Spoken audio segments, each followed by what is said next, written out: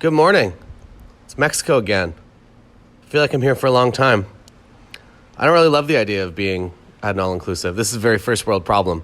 That I like being to have a balance of that I can further my business and do business things. And I feel like that's kind of on hold when I'm here, but at least I get to do this podcast, so that's good. I also do my best to answer as many questions in Patreon as I possibly can. So if you have any questions, just feel free to plug them in kind of wherever. If you'd like for me to talk about them on the podcast, I am totally happy to do that as well if there is a subject for that. Or if you're a Patreon member, you can also submit your questions for the secret podcast to get more kind of like specific business advice tailored to you and anyone else in Patreon that wants to drop a question in there. The way you do that is you put it in the last secret podcast episode topic, and I'll get to it on the next one. That's how that works. Today, I'm actually answering a question that I got on Instagram, and it was just about my first wedding. And I'm going to answer this in a few different ways because I feel like I had a few first weddings. And the absolute first wedding that I ever shot, I went to a friend's wedding. I grabbed a few images from that. So at least I knew that like I had some sort of portfolio kind of started. So I don't think that really counts because I was not an official photographer there. I just like grabbed a few images, like super wide angle shots because I don't know. I was a skateboard, snowboard photographer. So that's what I thought you did. I used a lot of fisheye in the very beginning, which I quickly realized that maybe my brides weren't that really into. So my first actual wedding I found on Craigslist, and I offered to do it for free. And the funny thing is that because I offered to do this wedding for free, I don't think they really trusted me. I don't think that they expected me to show up or do any good work. So they also hired, I'm going to guess they were like $200 a day for the team. And it was a team of 5 dudes. They all showed up. They had like the quantum flash packs, like flash belts, and they were like the most gear I've ever seen. Also, I'm going to say there was maybe 8 or 9 guests at this wedding, and their team was 5 people. So I walk into the bride's house for getting ready photos. Her mom lets me in, and this photo team is doing photos. It's the most insane setup I have ever seen to this date. And it felt like I was walking into like a Jimmy Fallon skit or something. So what was happening was one of the guys was standing on an armchair with his leg up, kind of like Captain Morgan style, with a reflector, a big, like, I'm going to say it was like a 6-foot reflector. It's like pretty much the biggest reflector I've ever seen. And the other dude is standing below the chair on his knees with an off-camera flash pointed at the reflector. The photographer is laying on the ground with a 10 to like 24 millimeter super wide angle lens on a cropped body, doing portraits of the bride with her parents sitting on a couch. So he's shooting from the ground. So I didn't see all of the images, but I'm going to guess that their legs are gigantically distorted beyond all like usability of a photo.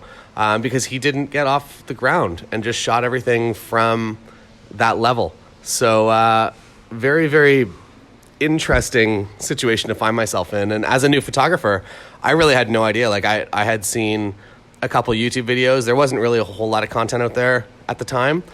So I was just kind of like, maybe this is how wedding photography is done. Maybe I'm supposed to be laying on the floor. Maybe I'm supposed to, why am I the only one from my team here? Do I need 5 people to go and do a wedding? Do I need to have a reflector guy and off-camera flash holder guy and 2 assistants that just kind of hang out and I think it was like second and third shooters?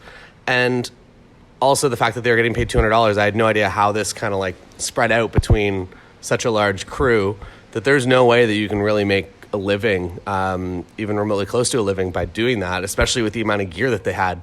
Because I was kind of absolutely blown away by that because I had 2 flashes. I had some off-camera flash triggers that I got like direct from Shanghai. They're like $10 each, but they worked enough. And I just kind of hung back and did candid. So maybe this is like the most blessing of all possible things, because if I would have walked into that house and it would have been a very challenging house, which it was, I don't know if I would have been able to produce like really, really great work. And that probably would have frustrated me. But because they hired this other team and they spent money on them and I was just the free guy, they were, I guess, put my life at ease, because now I'm essentially just a second shooter. There's no real pressure on me to capture anything, to deliver anything. And anything that I take is just like, I don't know, it's just for extra for them and also for me. So I was shooting all day pretty much. I had this wicked awesome 18 to 200 millimeter lens, which I don't recommend anyone buys. But I really like shooting it. This is, I guess, when I found out early on that I liked shooting that kind of like really good depth of field, like I talked about in the earlier episode this week with wedding photography lenses, that I like that separation, I like that focus fall off, I like really shallow depth of field. And I shot pretty much everything on that 18 to 200, pretty close to 200 at like 180 or 200 on a crop body. And I really like a few of those images. I shot everything on like a 45-degree angle because it was the style at the time. And I probably had those images in my portfolio and in my actual physical printed wedding book for quite some time, maybe like 3 or 4 years. And I got like 5 images that I really liked. The couple was actually like blown away and thrilled with my work. And then they actually emailed me. Obviously, like the other team didn't do such a great job, just like visually just noticing that there was no way they were going to deliver amazing photos. So I kind of expected to get an email asking for like everything that I had, because I feel like they essentially like ruined the photography day. Also, like during the ceremony, they're climbing all over. It was in a gazebo in a park, and they were like climbing all up the sides of the gazebo because there was only one entrance into the gazebo. So they were climbing up the rails of the side to like get shots and stuff. It was quite a scene. So she emails me a couple weeks later and asks if I'm able to kind of save some of the images, because that was at that time I was very much a photo editor. I'd been using Photoshop since I was 11 years old, so it was something that was super familiar to me. I think I said this before, that my photography skill was like subpar, but my Photoshop skills were way above par, so it kind of balanced somewhere out in the middle. So I was able to deliver a lot of good frames to them. They sent me an email with a couple images that they would like salvaged or attempt to be salvaged. And a lot of them were just like, it's really hard to do anything except for turn them black and white. Because I find that if you turn things black and white and then you amplify the exposure a lot, grain isn't so bad. But the colors and everything that kind of went in those images made me a little bit sad. So at that point, I realized that like, okay, maybe I do actually know what I'm doing a little bit. And I wasn't so worried, but it was the strangest introduction, and also, I guess, like the best that I didn't really have to deliver anything, so there's no way that I could have failed my first wedding.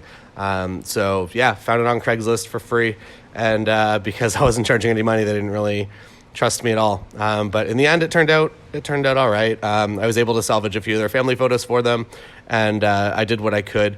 But at some point, I think it was like, okay, so I've done 10 or 15 images for you guys for free of the other team's images. Like, I need to start charging you like $30 an hour, and then I never heard from them again after I said that. So unfortunate, but I don't know.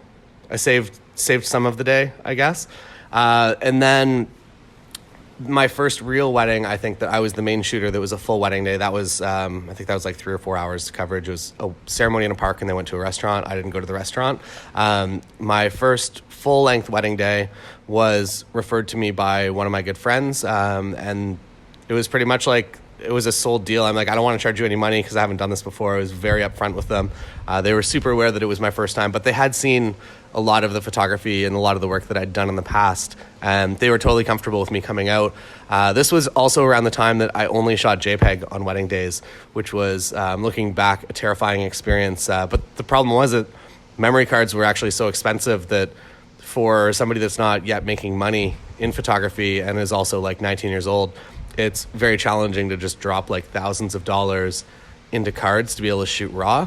So I was just shooting JPEG, and that wedding, I remember it specifically. I don't think that was even the turning point, sadly, like looking back, that I decided that I need to start shooting RAW, because I spent probably at least 5 or 6 hours painting dress highlights back in. Again, like very good at Photoshop, very comfortable to be able to do that. But kind of sad because it was a very spotty day in the park, and we had very limited tree coverage. So it was a little bit of a struggle to do that. But that day went really well. I shot everything. I would have been on aperture priority and just shooting kind of like spot exposure mode, so that I would just like put the exposure dot on their face and just kind of hope for the best. And for the most part, it was working out. And those images, I was still shooting my beloved fisheye at that time as well. And a lot of those images were in my portfolio really for quite some time. I also took a lot of artistic liberties where I would paint water different colors, and spot color was a thing that I wish that nobody ever used. So there was a lot of images with like the bokeh in color and then everything else in black and white. I don't recommend that strategy, but again, I was like, I can do stuff in Photoshop. That's how I'm going to stand out with my post-processing skills. And it turns out that that's probably not why you would want to ever stand out in a wedding photography industry for post-production skills, because the styles will change and your images will look super old super quickly. So those are the stories of my first weddings. I also, I don't think it was my first wedding, but it was really early on that I shot a wedding for a girl named Abby. Abby's awesome. Abby wanted to have a Halloween wedding, and they had a full out Halloween wedding. And this would have been like maybe 6 months into my work as a wedding photographer. And it was by far the most unique wedding because it was literally a Halloween wedding. Like the dad dressed up as Gandalf. There was a Paris Hilton cross-dresser in the front row during the ceremony. There was just like a lot of really crazy stuff. That was also the first and last day that I ever did absolute full coverage, from like salon getting ready to last dance. So it was like a 9 a.m. to 1 a.m. day. And after that, I'm like, never again am I doing full day coverage like this, because it's too much. And I get very discouraged whenever I feel completely useless. And from about 9:30, which is like a half hour into dancing, until 1:30 in the morning or whenever they kicked everybody out, I pretty much had nothing to do. I just kind of wandered around. I did a bunch of like random off-camera flash stuff just to kind of fill the time. But I find that 100% that now when I sell my coverage, that I leave a half hour after like dancing starts, because after that it's time for a photo booth if you want to have photos of that. So those are my thoughts for today. Thank you for joining me down memory lane. My first few weddings here in Mexico. Hopefully you can't hear the too much of the lawn maintenance guys down there, because they're making quite a racket here super early in the morning in Mexico. Hope you have a lovely day. Join me on Patreon if you want, or don't if you don't want to. That's totally cool too. I won't be disappointed. But just know that Patreon dollars helps me create all content. So not only the Patreon content, but also helps me create YouTube content and the podcast, and actually have time set aside rather than, hustling for new weddings and booking wedding stuff. So thank you for being here. Thank you for listening. There's lots and lots of content out there in the world. So I appreciate you finding me and listening to this podcast. See you tomorrow.